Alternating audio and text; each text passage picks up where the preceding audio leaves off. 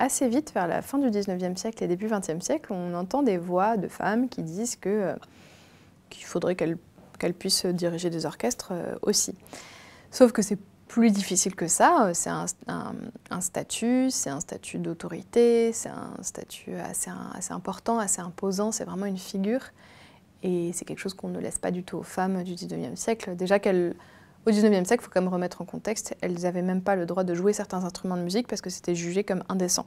Donc tout ce qui peut se jouer avec la bouche, c'était pas possible. Tout ce qui implique vraiment des mouvements de corps, même le violon qui paraît pourtant quand même assez innocent comme instrument à jouer.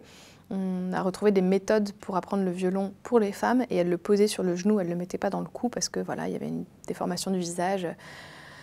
Donc on vient de là, donc c'est vrai que de mettre une femme aussi exposée sur un podium de chef d'orchestre, c'était impensable. Et pour contourner cette interdiction-là, en fait, beaucoup, dès la fin du 19e siècle, ont créé des orchestres féminins, donc composés uniquement de musiciennes, pour pouvoir les diriger.